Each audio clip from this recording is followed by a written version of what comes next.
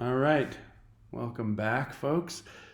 Here is our last, or my last presentation, in any case, for you all about our current week's time period. So we're at the end of the 1950s, and as we turn the page to get into the 1960s, it's interesting to look back at a couple of our main threads for this week, which have to do with the creation of the pop icon, also known as the rock band leader, guitar god, whatever you want to call them, and it has been coming along. And so what we haven't seen yet, and this is what I want to do today, is look at some of the the context of what's going on in the 1950s that is helping and it helps us understand the birth of rock and roll, not just as an artistic phenomenon, but as one that is packaged, or that exists and then is repackaged and prepared for mainstream distribution. And so this requires an understanding of what's going on in the industry in the 1950s, as well as an understanding of some of the currents, artistic musical currents in terms of genre, that are feeding into what becomes rock and roll. And then an understanding of what's happening culturally that allows for the youth market to flourish and to be identified. So when we start to look at, on the business and technology side, the way of or of record promotion at the time had as much to do with direct marketing efforts, which would be legitimate advertising, as it did with what's referred to as payola. And so in payola, the record company representatives would oftentimes present under the table payments or other incentives to people in the distribution chain, especially at this time, radio DJs. And so that, of course, would be an illegal transaction, primarily because Uncle Sam is unable to tax that. But it shows up, at the end of the 1950s in one of the most notorious, you got Dick Clark from American Bandstand that's testifying about this phenomenon. And, so the government's trying to, because of the amount of money changing hands, and ostensibly because it doesn't create fair competition, and so the government doesn't like it when things tend towards monopoly, for example. And then on the so that's one of the big trends in terms of the record companies, the amount of competition that's going on. Payola signifies that it's it's a matter of the bigger labels getting bigger and edging out competition by straight cash payments. And so it's a highly competitive environment, and not a very ethical one, I guess you could say. So keep that in mind as we start to look more at labels. On the technology side, we have a lot of development. So you'll remember after Edison, the recording devices were cylinders that then got flattened out to platters, and then vinyl. And those initial platters were 78 revolutions per minute, 78 RPM. So they went very quickly. So you usually got one song in a full album, so a 12-inch diameter disc. They slowed those down in 1948 to 33 RPMs, and then importantly, they created a smaller one just for singles. So the 33 RPMs you could get a full record on, 12, 15 songs, whatever, an hour's worth of music. The 45, however, was just a small, I want to say about 5-6 inches across disc that carried one song on each side. So you had your A side and your B side. And this innovation in particular empowered record companies to really ramp up and target their marketing strategy. So they would get the A side or the single identified and printed onto a 45, distribute those heavily to radio DJs, and then use that radio play to not only sell the 45, but then the 45 became a sort of key to unlock the larger sales potential of the 33. So if people liked the 45, they became curious about the rest of the songs on the album. And then you have other things that are coming during the period of our interest, where magnetic tape became a primary recording medium as opposed to engraving directly onto discs. And then you had innovations like the 2-track recorder, which allowed for the high fidelity stereo boom to have different information in the left speaker than the right speaker. And that came about in 1949. So there are also things going on that are, it's not just the competition, but there's a higher quality product coming out that's easier to distribute. And so the difference between the independent label and the major label is really something interesting to pay attention to. The major labels, traditionally are capitalizing on only what's established and what's selling, right? They're not big risk takers. And on the other side, the independent labels are able to experiment with new trends. And that's what rock and roll was at the time. So coming out of the late 40s, as we'll see, rock and roll was a interesting sort of combination of jump blues, some up-tempo swing, and some other influences from what had been hillbilly music. So I guess contemporary country music also sort of coming into the picture there through various types of avenues. So this melting pot was largely disregarded by the majors, once again, because they were not interested in taking chances on something that was unproven. And so in the 1950s, as rock and roll is taking hold, you've got a proliferation. All of the independent labels are coming in and proliferating and growing. So you've got Chess out of Chicago, Aladdin out of Los Angeles, Atlantic, King, Sun. All of these sort of regional labels are popping up and making a good profit on this new phenomenon. So when you look at the money on the recording industry and record sales, in 1951 the music business revenue was less than half of what it ended up in 1959, and so that's to go from $190 million to $514 million. Is explosive growth across a decade. And so you've got the birth of the teen market and rock and roll as primary contributors to that. Now the dynamic here that's interesting is that at the beginning of that, so the $190 million image, the majors owned 75% of that market and the independents controlled 25%. As it got so much larger, right, more than doubling to close to 500 million, the picture changes completely. And now you've got the independent labels that are in charge of 75% of that much larger piece of the pie. And so the major labels were in a panic mode because their iceberg is shrinking, and they're not sure if they want to go for a swim or not. And, when it comes to explaining how that happened, it's clearly because the majors passed on rock and roll and were, sticking to Bing Crosby and Frank Sinatra, etc. And the independents were capitalizing completely on that.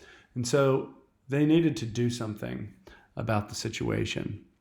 And so when you look at, strategic response, for example, there is a history of cover songs in the 1950s. So a cover song is when you get one band basically to perform and record a song by a different artist. Now, what was happening here was that the independent labels were recording, and distributing the real item. So these are the original recordings of primarily black artists doing, what was called R&B and jump blues. But at the time, those were still considered to be fringe markets, not part of the mainstream. And so the majors, in a competitive marketplace in which they are losing market share considerably, turn to cover songs as one of the strategic responses to regain market share. As it happens, the mainstream was represented by a white consumer base who was used to buying the music of white artists. And so the major labels decided to start using white artists to cover black original recordings, and then regaining the market share. And they called this new phenomenon rock and roll. And so rock and roll then is revealed as the mainstream result of a whitewashed form of music that had already existed and been, distributed within, regional and local circles among black artists, playing to black audiences. So, for example, you can see Big Joe Turner in 1954 wrote and recorded Shake, Rattle, and Roll, and it made it to number 22 on the pop chart. 6 years later, Bill Haley and the Comets, a white artist you can see down here, Big Joe, and then Bill Haley with Decca, which was a major, re-recorded that as a white artist, and his goes to number 7 on the pop chart. Take shaboom, shaboom, fa la la la la la la. So that's the chords. Recorded that in the spring of 1954 on a very small label called Cat Records. Was released only on the R&B charts. It didn't make it to the larger pop charts, but it did number 9, which is pretty good. The crew cuts, and here the crew cuts are up here with their crew cuts. Here are the shabooms, or the chords. Recut it 6 months later, and it went to number 1 on the pop chart. So here's rock and roll in its infancy as having its roots in original recordings, but the artists of those recordings didn't have the right look, and they didn't have the right payment pipeline to the pockets of the major labels. And so this was a major strategy for those majors to get their to correct the ship, as it were. And so Elvis Presley fits into this as well. So Elvis was a Sun recording artist, but instead of RCA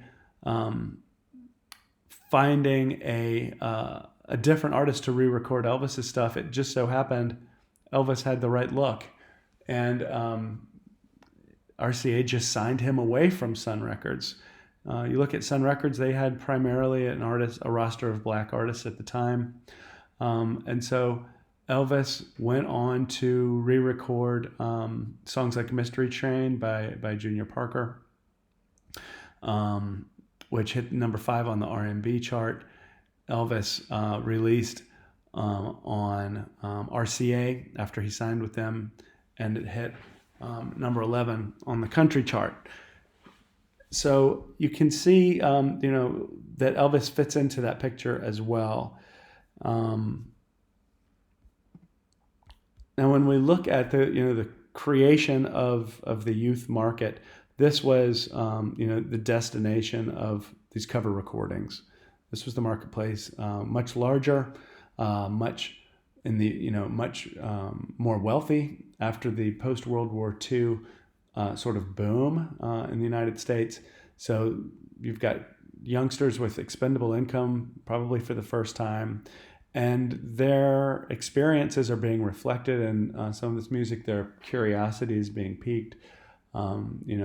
There certainly are examples of, in order for these songs these cover songs to get airplay, the white artists would modify the lyrics and make them a little bit more vanilla, if you will.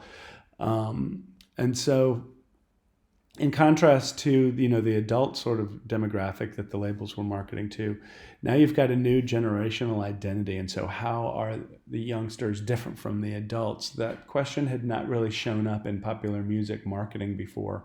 And so this idea of sort of being a rebel, for example, or the college or the high school experience, songs about the high school dance and things, those were set to a new music that appealed to this new sense of identity. So the rock and roll music also had that benefit of timing, that it coincided with post-World War II, the kind of financial boom, and the music did respond to the need for collective identity there. And as I mentioned, the music marked a lot of the cultural rituals, in terms of fashion, school experience, vacation experience, courtship, types of dress. I mentioned that already, social dances and things like that. And it's not, certainly it's not the first time that youths were rebellious, for sure, but it is the first time that rebellion is inscribed as part of a new sort of teenage identity that is marketed to the youth in order for them to recognize themselves in a way. This is also showing up in films of the day. You can see James Dean there on his motorcycle in 1955. The film Rebel Without a Cause is playing on this same sort of motif.